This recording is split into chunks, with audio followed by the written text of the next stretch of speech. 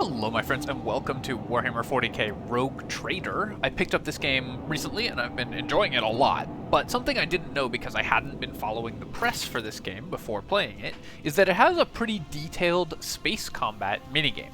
I love space combat in games, especially as a minigame in an RPG. I think it adds a lot of depth to something like Rogue Trader, and so I am excited to try this minigame and see if it's actually fun. So we're going to play around with the space combat. I've just gotten to the first combat in the game, first space combat in the game, so you can see it's popping up all the tutorials, and we're just going to play through it, see how detailed it is, and see how fun it is. Hopefully this will help answer any questions you have about it as well. Alright, so yeah, battles on planet. So we have 3 movement zones: acceleration, mid-movement, end movement. This is very similar to the Battlefleet Gothic board game, the tabletop game. So I think this space combat is very reminiscent of Battlefleet Gothic. So this is exciting because I am really old and played that on actual tabletops with actual models. But basically we are going to have to move our ship, and every ship is going to have movement that will be forced. So we're going to have to end our movement in the end movement zone here. We have to move at least this far because it's representing how fast our ship has accelerated to. And my assumption is that this will change based on how far you moved in a previous round, although I don't know that for certain, because I didn't read the whole tutorial. But what we are going to do here is see these 2 enemies and what weapons and things our ship has. So far I'm liking the look of this little space grid. I think it's pretty cool. We've got Void Ship Ram, so I can ram in a straight line straight ahead as long as I use it during the acceleration phase, this black, or the dark green pattern. We have a lance weapon, prow mounted, which seems to have a very narrow firing arc, does 45 to 55 damage. This is on the hardest difficulty setting, and the enemy ships have 50 health, although granted this is the tutorial. So 40 and 35 shield in each direction. So this lance weapon should basically do half damage to one of these little enemies. We have torpedo tubes, which launch torpedoes that deal damage in an area, and they can move and attack starting from the next round. So these are going to be self-guided munitions that we'll be able to launch and then have them move. And then we have our port guns, fires 4 shots, deal 14 damage per shot. Starboard guns, 4 shots, 14 damage per shot. And dorsal cannon, which has, as you can see, a wide firing arc, because it's dorsal, which means on top. And these are basically the same as the other macro cannons, but only fire 2 shots.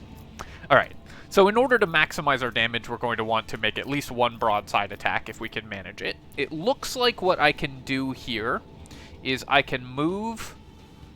I could launch these torpedoes. So this enemy is going to have a similar movement cone to me, and we'll end up somewhere around here, possibly lining up for a broadside, because we're going to have to move forward, so they're going to arc in behind us and then fire into our rear.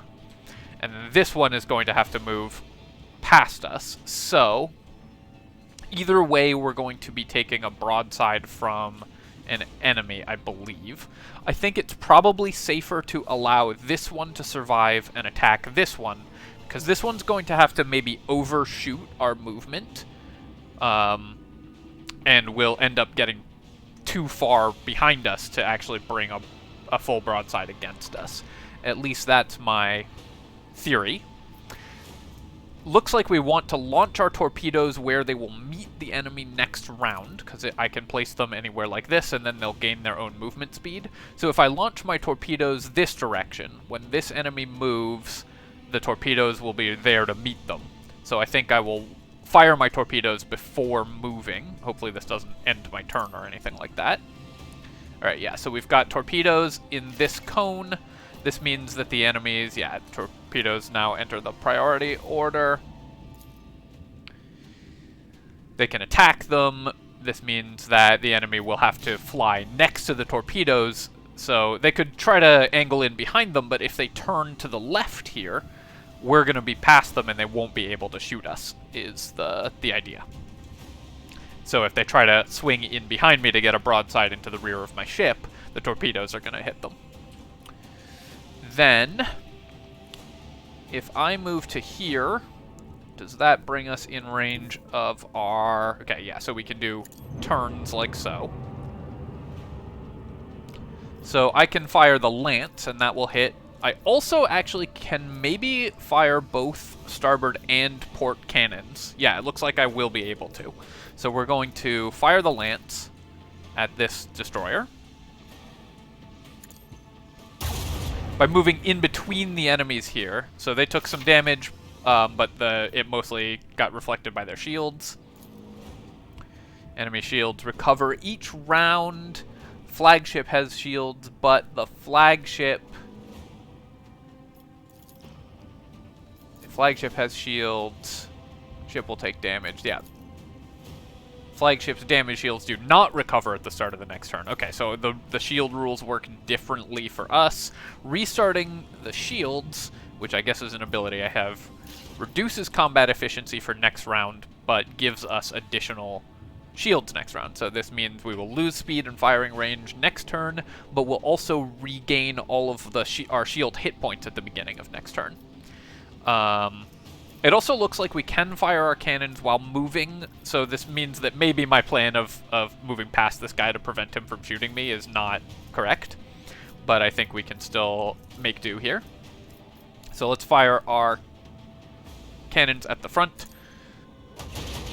I don't think this will actually matter because their shields are just going to regenerate at the start of their turn. And then I have to move at least this far. Do I want to turn at all? So if I move to here, hopefully the game will still let me turn once I've checked the firing arcs on my weapons. Yes, okay, so we can still make these turns. And I want to fire the dorsal cannons, 80% to hit, and we're hitting them from this side, which is good. Did this do dealing from 45 to 55 damage? Dealt only 28... Or no, that was the previous attack. Yeah, so why did my lance weapon... Oh, because we missed on basically every attack. We attacked 5 times and missed 3 times on... I think that was an 80% chance to hit. I didn't check the hit chances. Alright, so let's fire the dorsal cannons here. We also have these special abilities which are granted by our crew. So the companions can be assigned to posts. So these are the companions that you actually play the game with, and they can all be assigned to posts on the ship, which give you special abilities. So because our rogue trader is the supreme commander, we have this ability to make a U-turn, and because our master cannoneer is Argenta, we have... What does this do? Gain control of torpedoes. Oh, neat. Okay, that is cool. So then I'm going to move to here and fire a port broadside. So this should go through the shields and deal a bunch of hull damage.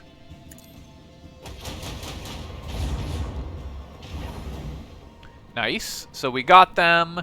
They are doing an emergency warp jump. Can I see what this does? Disengaging.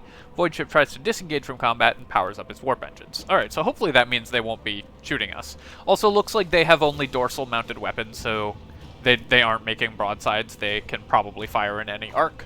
So all of my careful planning didn't matter that much, but I think it was still worth it to check that.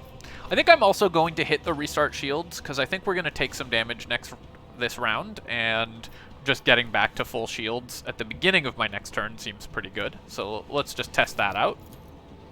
So we've restarted shields, and then if I'm understanding correctly, what this does is, yeah, we'll get all our shields back at the start of next turn, and let's hit spacebar. So they do the thing where they go forward. I don't know if our torpedoes will be able to turn in time to hit them, but we took a little bit of shield damage, and then they're doing another attack on us. Alright, we took a lot of hull damage, actually. 91 hull damage. And then these guys got away. Our torpedoes can now hit this moving enemy in the rear, which is good. Maybe going between these enemies was not correct, but alright. Torpedoes are good, it turns out. And then we can make a U-turn. Yeah, to chase this guy down.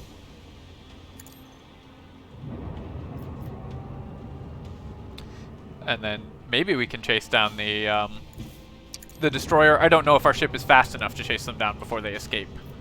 Oh, actually, we're in range of our lance.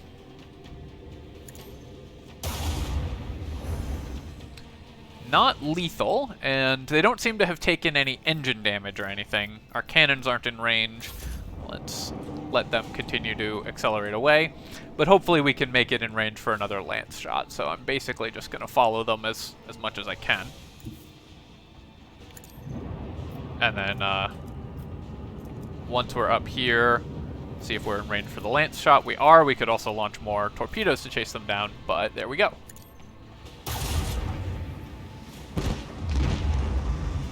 And we have exploded them. So this was on the hardest difficulty. We took a decent amount of damage there, just because they were able to launch 2 batteries into the rear of my shields there. Probably what I should have done. I guess there's not a lot of maneuvering I could have really done against the destroyers that just have dorsal cannons. I think we were most likely always going to take damage there, unless I could run away somehow, maybe. Anyways, I think the answer to my satisfaction is that this space combat is fairly deep and kind of interesting. Obviously, the tutorial mission only gives you so much to work with, of course, so it'll depend somewhat on how detailed the enemies are, what the special abilities that we can slot into our ship are. When we have destroyed the enemies, I'll take a look at my ship, so you can see also there are components for engine shields, auspex, armor, port and starboard cannons, dorsal cannon, and prow torpedoes. And maybe we could add like different ramming equipment, something like that. We also can upgrade our abilities. So basically this uses the whole ability tree, the same ability tree as the actual characters, where you get new post abilities and new talents, which I think are also passives, as we level up our flagship, which is pretty cool that it levels up as a character. And then, of course, we can unlock these post abilities, and how good they are depends on the skills of our companions. So this system seems actually pretty deep to me, at least at first blush, and I'm really excited to see more. Alright, my friends, so I think I have concluded that Rogue Trader Space Combat is fun. Really looking forward to doing some more of this. I think learning how it works and getting to play a little bit more of it will be quite enjoyable as I make my way through the game. And, you know, if you are interested in seeing more Rogue Trader on this channel, definitely do let me know. This is an experiment and something that I am curious if people will actually enjoy seeing another game on the channel. This is, of course, a deep RPG like Baldur's Gate, so if that's something that interests you, let me know. Alright, my friends, hope that you've enjoyed this video, and as always, feel free to leave a comment, rate, subscribe to the channel. You can do all that stuff because it helps out with the algorithm. Cheers, my friends. I'll catch you next time.